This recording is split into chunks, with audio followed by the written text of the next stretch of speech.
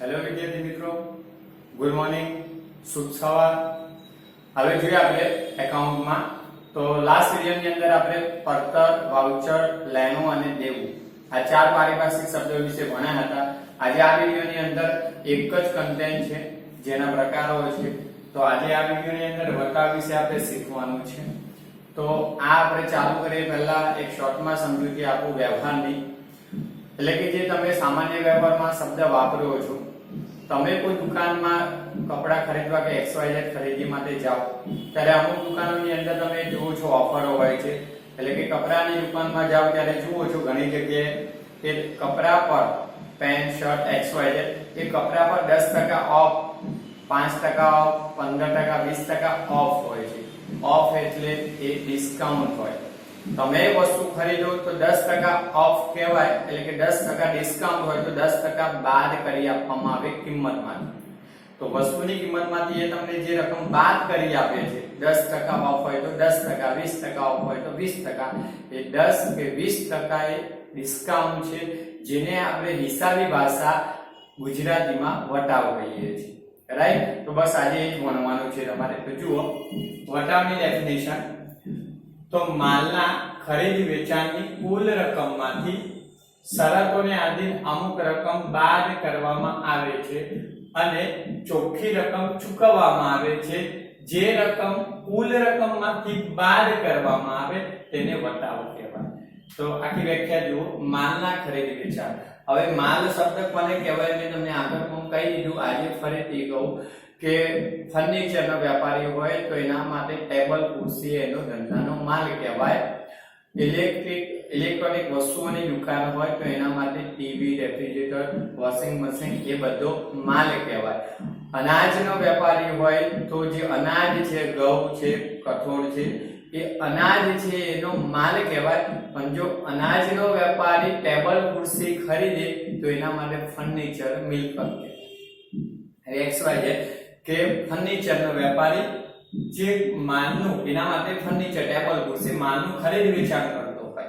હવે એના ખરીદ વેચાણમાં જે કુલ રકમ હોય માલની, માનો કે ટેબલ તો 10,000 ના ટેબલ, આ કુલ રકમમાંથી શરતોને આધીન અમુક રકમ બાદ કરવામાં આવે.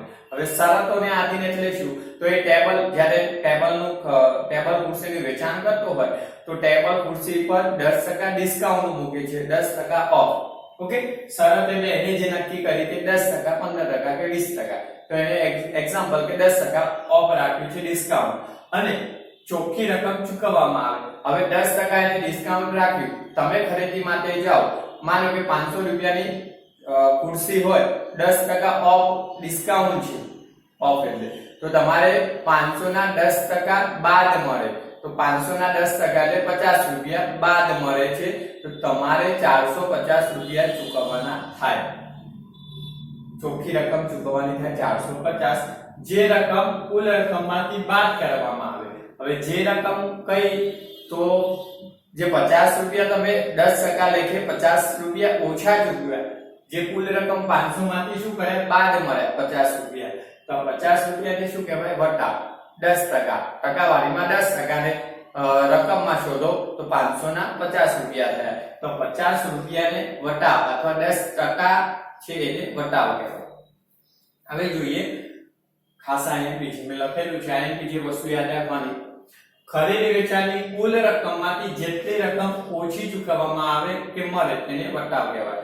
આ તમારા માટે આ જ વ્યાખ્યા, એના એ જ રિમાઇન્ડર. ખરીદ વેચાણના વ્યવહારમાં જે કુલ રકમ હોય, મેં કીધું કે ખુરશી 500 રૂપિયાની હતી, જે હવે કુલ રકમ એટલે 500 રૂપિયામાંથી જેટલી રકમ ઓછી ચૂકવવામાં આવે તો તમે કેટલી ઓછી ચૂકવી? 50 રૂપિયા, 10% એટલે 50 રૂપિયા એ વેપારીને ઓછા ચૂકવ્યા છે. હવે મળે તો વેપારીને તમે 50 રૂપિયા ઓછા ચૂકવ્યા અને વેપારીને 500 મળવા જોઈએ, એમાંથી એને 50 રૂપિયા બાદ આપ્યા તો એને કેટલા ઓછા મળ્યા? 50. તમને 50 ઓછા ચૂકવ્યા અને વેપારીની દ્રષ્ટિએ ગણો તો વેપારીને 50 રૂપિયા ઓછા મળ્યા, તેને વટાવ કહેવાય. આ વસ્તુ યાદ રાખજો. તમારા માટે ઓછા ચૂકવ્યા છે 50 અને વેપારીને 50 રૂપિયા ઓછા મળ્યા છે તો તમારા માટે 50 રૂપિયાનો વટાવ છે, એ જ વેપારી માટે પણ 50 રૂપિયાનો વટાવ થાય. પણ એને આપેલ અને મળેલ વટાવ કહેવાય. તો આપેલ મળેલ વટાવ બંનેના દ્રષ્ટિબિંદુથી કહેવાય, સમજાવી સારું. ઓકે. બીજું, હવે આ વટાવના મુખ્ય બે પ્રકારો. શબ્દ ખાસ એક્ઝામમાં વટાવના મુખ્ય બે પ્રકારો. ઓકે, તો જુઓ વટાવના બે પ્રકારો કયા? એક વેપારી વટાવ અને બીજો રોકડ વટાવ. શબ્દ જુઓ, વટાવના બે પ્રકારોમાં વેપારી વટાવ અને રોકડ વટાવ, આ બે જ પ્રકારો છે. હવે આના વિશે કે વેપારી વટાવની હિસાબી ચોપડે નોંધ થતી નથી, એટલે કે આ વટાવ આપવામાં આવે છે પણ ધંધાના હિસાબો જે લખાય છે એ હિસાબી ચોપડો છે ત્યાં આ વટાવ નોંધવામાં આવતો નથી, ગણવામાં આવે છે. યાદ રાખજો ખાસ, આ વટાવ ગણવામાં આવે પણ ચોપડે નોંધવામાં આવતો નથી. આગળ કહીશ. બીજું, રોકડ વટાવ. આ વટાવ આપવામાં આવે છે અને હિસાબી ચોપડે નોંધ પણ થાય છે. ખાસ વટાવ આપવામાં આવે ને હિસાબી ચોપડે નોંધાય છે. તો આ પ્રશ્ન પૂછાયેલો છે, આગળ આવશે, હું કહીશ આ બંને વસ્તુ આગળ આવવાની.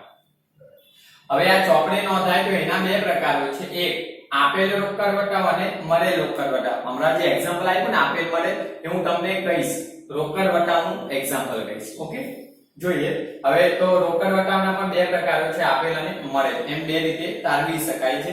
હવે આપણે પહેલા આ વટાવના મુખ્ય બે પ્રકારોમાંથી વેપારી વટાવ જોઈ લઈએ. તો જો વેપારી વટાવ કોને કહેવાય? તો વેપારી, હમણાં જે મેં તમને એક્ઝામ્પલ અગાઉ મેં એક્ઝામ્પલ જે આપી દીધું ને તમને, વસ્તુ ઉપર જે ઓફ મળે, ડિસ્કાઉન્ટ 10%, 20%, કપડા પર જાઓ તો કપડા પર મળે, શૂઝ ખરીદવા જાઓ, પગરખા ખરીદવા જાઓ, પછી અન્ય ખાદ્ય ખોરાકની વસ્તુઓ જુઓ, વપરાશી વસ્તુઓ જુઓ, એની પર 10%, 20% ડિસ્કાઉન્ટ મળતું હોય અને ઓનલાઈનમાં તો 50%. હવે ક્યાંથી લાવતા હોય 50% ડિસ્કાઉન્ટ? તો એ આપણે બધા ખરીદીએ અને 50%, 20%, 30%, 10%, 5% વસ્તુ પર આપે છે ડિસ્કાઉન્ટ. એ જ વેપારી વટાવ.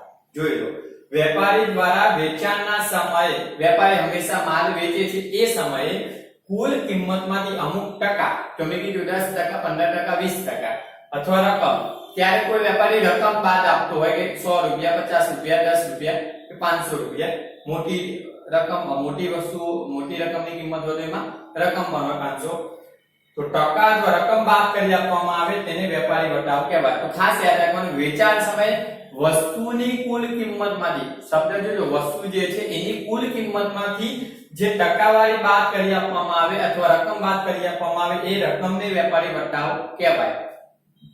તો વેપારી વટાવની હિસાબી ચોપડે નોંધ કરવામાં આવતી નથી. ખાસ એમપી મેં લખેલું છે મોસ્ટ એમપી. અને આગળ તમારા વ્યવહાર દાખલા ચાલુ થશે ને ત્યારે પણ આ શબ્દ યાદ રાખવો જ પડશે. આ વિકલ્પ ને માટે છે પણ ત્યાં વસ્તુ યાદ રાખવાની, ગણવા માટે યાદ રાખવાની છે. ઓકે, ચોપડે નોંધવામાં આવતો નથી, ગણાય છે ખરા પણ ચોપડે નોંધાય નહીં. બીજું કે આ વટાવ, તો વેપારી વટાવ એ વસ્તુની કિંમત પર જ ગણાય. જે વસ્તુ ખરીદો છો એની કુલ એમાઉન્ટ છે એની પર જ ગણાય. માનો કે કોઈ તમે કપડાની દુકાનમાં જાઓ, 500 રૂપિયાનો શર્ટ હોય, એના પર 10% ડિસ્કાઉન્ટ ઓફ, તો 500 રૂપિયાના 10% 50 રૂપિયા ડિસ્કાઉન્ટ થાય, બાદ મળે. એ 500 શર્ટની કિંમત હતી વસ્તુની, એમાંથી બાદ મળે, જે વેપારી વટાવ. હવે તમારે કેટલા રૂપિયા ચૂકવવાના થયા? 450. તો હવે 450 રૂપિયાનું બિલ બને. હવે બિલ બને છે અને તમે એને રોકડા અત્યારે ચૂકવો તો તમને એમ કે 2%, 5% બીજો રોકડ વટાવ આપો. આ રોકડ અત્યારે ચૂકવો છો ને એટલે તમને 2% વટાવ આપવું, જે રોકડ વટાવ. બિલ રકમ પર જે વટાવ આપવામાં આવે એને કયો વટાવ કહેવાય? રોકડ વટાવ. રાઈટ? અત્યારે ડિજિટલ કરન્સી જુઓ છો તો અમુક બેંકના ક્રેડિટ કાર્ડ થી રકમ ચૂકવો તો 2%, 5%, 10% વધારાનું ડિસ્કાઉન્ટ મળે. ક્યારે? રકમ ચૂકવો બિલની, બિલ બને એની રકમ ચૂકવો ત્યારે જે ડિસ્કાઉન્ટ મળે રોકડ વટાવ. અને વસ્તુમાંથી બાદ મળે, વસ્તુની કિંમતમાંથી જે બાદ મળે વેપારી વટાવ, જે પહેલો ગણાય. અને પછી બિલ બનાવે છે આ બાદ કર્યા પછી, અને એના પર જે વટાવ તમને મળે રોકડ ઝડપી ચૂકવો ને એના માટે, તો એ વટાવ એટલે રોકડ વટાવ. ક્લિયર? ચલો જુઓ, હવે રોકડ વટાવ કોને કહેવાય? તો મુખ્ય વટાવનો બીજો પ્રકાર હતો વેચાણ કરેલ માલની રકમ ઝડપથી પરત મળે તે હેતુથી ગ્રાહકોને આકર્ષવા માટે મળવાપાત્ર રકમમાંથી જે રકમ કાપી આપવામાં આવે છે તેને રોકડ વટાવ. હવે વેચાણ કરેલ માલની રકમ, તો તો મેં તમને કહું કે વેપારીએ ફર્નિચરનું એક એક્ઝામ્પલ આપી દો બીજું એક્સ્ટ્રા. માને કે વેપારીએ તમને ખુરશી ટેબલ વેચ્યું છે, ઓકે, તો ટેબલની રકમ 10,000 ની છે. હવે 10,000 ની રકમ ઝડપથી પરત મળે ગ્રાહક પાસેથી. માનો કે એક દિવસની ઉધારી પર તમને આપ્યું હોય, પણ જો હવે તમે અત્યારે ઝડપથી મળે તે હેતુથી ગ્રાહકને આકર્ષવા. હવે ગ્રાહક જો ઝડપી આ રકમ ચૂકવે અને આપણે ત્યાં આવે તો આકર્ષવા માટે જે મળવાપાત્ર રકમ કઈ છે 10,000 ની રકમ, એમાંથી જે રકમ કાપી આપવામાં આવે છે તેને રોકડ વટા. હવે આ 10,000 બિલ બનાવું તો હું એને કહીશ કે અત્યારે રોકડા ચૂકવો તો આમાંથી 10% લેસ કરી આપું છું બિલ રકમમાંથી. તો આ 10% ડિસ્કાઉન્ટ આપવું છે કયો વટા? રોકડ. જો ટેબલની કિંમત 10,000 હોય અને હું એને એ ટેબલ ખરીદવા આકર્ષવા માટે જો વટાવ આપું તો એના પર ઓફર આપું છું કે 10% 20% ઓફ છે, તો 10,000 પર 10% ઓફ આપું છું ટેબલની કિંમત પર એ વેપારી વટા. હવે જો એક્ઝામ્પલ કે 10,000 માંથી 10% આપું છું ડિસ્કાઉન્ટ તો 9,000, 10,000 ના 10% એટલે 1,000 બાદ થાય. હવે બિલ કેટલાનું બને? 9,000 નું. હવે 9,000 અત્યારે ચૂકવે એ પર એક્સ્ટ્રા 5% બીજો વટાવ આપું કે ઝડપી અત્યારે ચૂકવે તો એ કુલ રકમમાંથી જે 5% વટાવ આપ્યો ને, જે 450, 900 ના 5%, 9 5 45, 450 રૂપિયા જે વટાવ આપ્યો ને બિલ રકમ પર, એ રોકડ વટાવ. હવે જો રોકડ વટાવને બે પ્રકારે આપણે તારવી શકાય, આપેલ રોકડ વટાવ અને મળેલ રોકડ વટાવ. તો રોકડ વટાવના બે પ્રકારો યાદ રાખજો, આપેલ રોકડ ને મળેલ વટાવ. હવે કારણ કે આ વસ્તુ યાદ રાખવાની, આપેલ રોકડ વટાવ અને મળેલ રોકડ વટાવ કારણ હિસાબે આપણે નોંધાય તો આ નોંધ થાય છે ઉધાર જમા કરવાના થાય એ કઈ આગળ. ચલો જોઈએ. હવે આમાંના બે પ્રકારો આપણે ભણી લઈએ આ બંને. તો પહેલો આપણે મળેલ વટાવ જોઈ લઈએ. તો જો વેપારી દ્વારા માલ ખરીદવામાં આવે અને વેપારીએ ચૂકવવાપાત્ર રકમ ઓછી ચૂકવવાની હોય તો જેટલી રકમ ઓછી ચૂકવવામાં આવે હોય તેને મળેલ વટાવ કહેવાય. વેપારીએ શું કર્યું છે? માલ ખરીદ્યો છે. એક્ઝામ્પલ કે આપણે વેપારી છે પોતે, હવે આપણે કાચો માલ ખરીદતા હોય સામેથી કોઈ અન્ય વેપારી પાસેથી, તો સામે માલ ખરીદવામાં આવ્યો હોય અને વેપારીએ ચૂકવવાપાત્ર રકમ ઓછી ચૂકવવાની હોય. માનો કે આપણે સામેના વેપારી પાસેથી 1 લાખ રૂપિયાનો માલ ખરીદ્યો છે. જોજો આપણે 1 લાખ રૂપિયાનો માલ ખરીદ્યો છે, હવે આપણે કેટલા ચૂકવવાના થાય? 1 લાખ રૂપિયા ચૂકવવાના થાય. હવે એમાંથી ઓછી ચૂકવવાની હોય તેટલી રકમ, તો માનો કે એ આપણને 10% ડિસ્કાઉન્ટ આપે છે વટાવ. અત્યારે 1 લાખ આપણે ચૂકવવાના થાય ખરીદીના, તો એ 10% ડિસ્કાઉન્ટ આપે છે અત્યારે ચૂકવો ત્યારે. તો 1 લાખના 10% એટલે 10,000 બાદ થાય. તો 10,000 જે રકમ ઓછી ચૂકવી છે ને, અને બાકીના 10% આપણે ઓછી ચૂકવવાની છે, આપણે ચૂકવ્યા 90,000, તો જે રકમ ઓછી ચૂકવવામાં આવે છે જે 10,000 થઈ એને શું કહેવાય છે? મળેલ વટાવ. તમને મળેલો વટાવ, લાભ થયો. તમારે 1 લાખ ચૂકવવાના હતા, એને 10% તમને વટાવ ડિસ્કાઉન્ટ કાપી આપ્યું, તો તમે 90,000 ચૂકવ્યા. કેટલી ઓછી ચૂકવી? 10,000 ઓછી ચૂકવવામાં આવી. તો આ 10,000 તમે ઓછી ચૂકવી તો તમને 10% જે વટાવનો લાભ મળ્યો, તો મળેલ વટાવ કહેવાય તમારા માટે. તો મળેલ વટાવ આપણી આવક ઉપર, કારણ કે 10,000 આપણે શું કર્યા? ઓછા ચૂકવ્યા, તો આપણી આવક થઈ. તો ખાસ અહીં મળેલ વટાવ ધંધાની ઉપજ આવક ગણાય. ઓકે, તો આ આવક તરીકે ચોપડે નોંધ થાય. હવે આ જમા થાય તો ઉધાર જમાના નિયમો શીખો ત્યારે કહીશ, પણ આવક છે એટલું યાદ રાખજો. ઓકે, ઉધાર જમા તો આગળ શીખવાનું છે. બીજો આનાથી વિરુદ્ધ આપેલ વટાવ.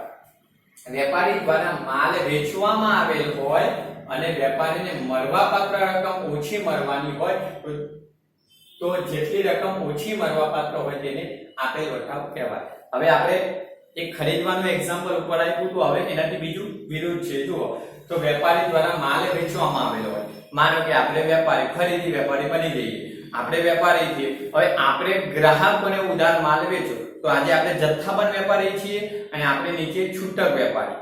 તો હવે આપણે માલ છૂટક વેપારીને વેચેલો છે. ઓકે, હવે વેપારીને મળવાપાત્ર રકમ ઓછી મળવાની હોય, તો માનો કે નીચે આપણે છૂટક વેપારીને માનો કે 10,000 નો માલ વેચ્યો, આપણે 10,000 નો માલ વેચ્યો છે.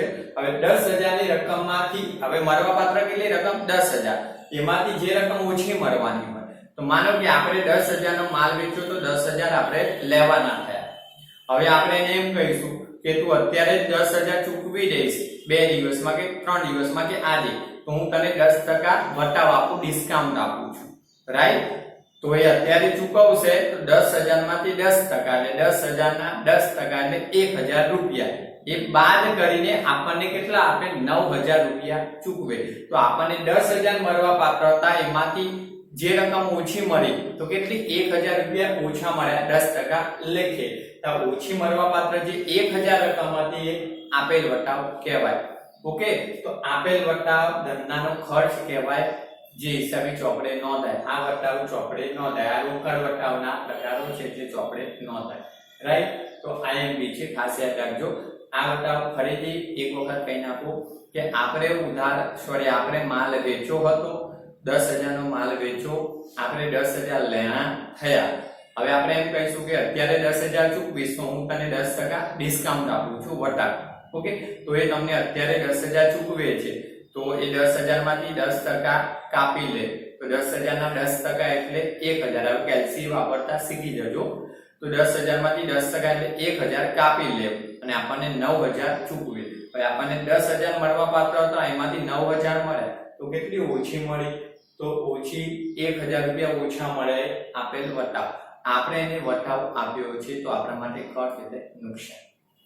ઓકે, ખાસ આ બધા ટોપિક તમારે જુઓ, ચોપડીની અંદર આપેલા છે પારિભાષિક શબ્દો, એ તમારે ઉતારી લેવાના, એટલે બોર્ડ વર્કમાંથી ઉતારી લેજો.